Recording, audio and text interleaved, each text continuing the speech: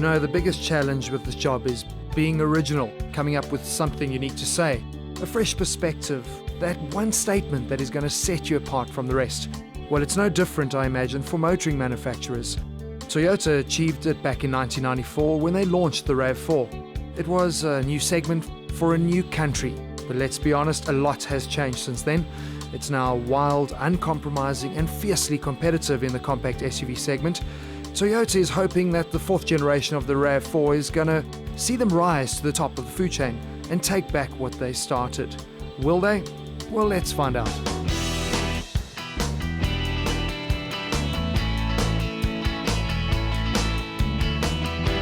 So how significant a change is the new RAV? Because let's be honest, they needed to do something special.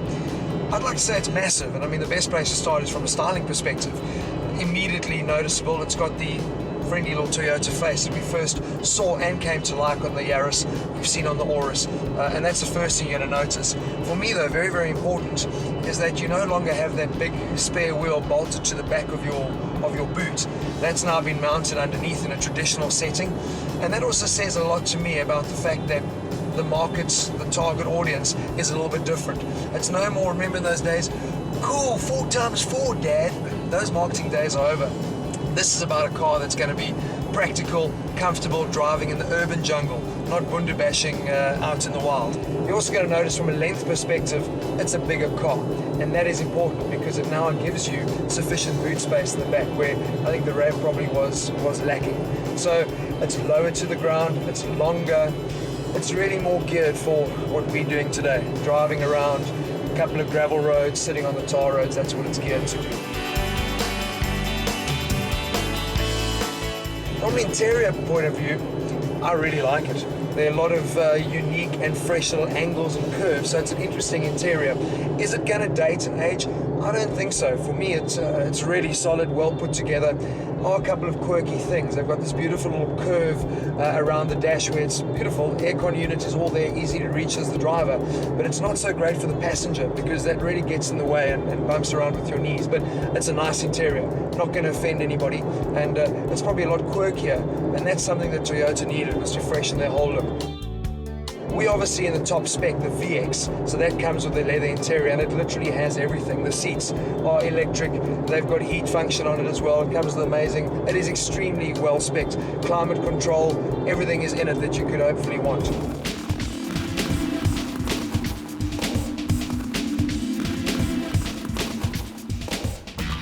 It drives like a compact SUV should drive. Toyota's never really struggled in that department. What I do enjoy is that it's actually not as firmly sprung as a lot of its competitors. So when you are driving, whether on the highway or negotiating the potholes around Gauteng, you're going to find this car super compliant, which for me is very important. It's got a Euro 5-star NCAP rating, so the VSC is standard on this model, which is fantastic. What they've also been talking about is that they've put in a lot of preemptive safety features. With their torque vectoring system they've now got on the car, the minute the car feels that you're going into a bend, it actually immediately adds 10% of the drive to the rear. We obviously in the all-wheel drive version, and that can go to a maximum of 50%. So they really are gearing it towards a more dynamic drive as well. All of the new RAV4s come with a sport button. Push that, and all that that's going to do for you is give a bit more bite and feel to the wheel. It's going to give you a more responsive accelerator. But the best thing for me is that they've streamlined their offering as well. They've now only got 4 models, starting with a 2-litre petrol entry level. You get then a 6-speed manual or the CVT box. Listen to this, 280,000 Rand is where that starts, and the CVT is 290. That is fantastic pricing. And the only model that's really stuck around from the previous generation is a 2.2 diesel. 360,000 Rand. Now if you go and check in the old motoring magazines, you'd see that car was over 400,000 Rand. That for me is the value proposition in the new RAV4 segment. And then the top spec, the 2.5 petrol that we in with the auto box, 400,000, not bad, and it has everything. Good news. Everything hasn't been going right for Toyota, and they certainly haven't been leading the way when it comes to bringing amazing, innovative vehicles to the market, or actually when it comes to affordability and value for money with their product. But I'm happy to tell you that things have changed. It hasn't been a subtle evolution, it's been a complete revolution, starting with the 86 and then the Aurus and of course now the RAV4.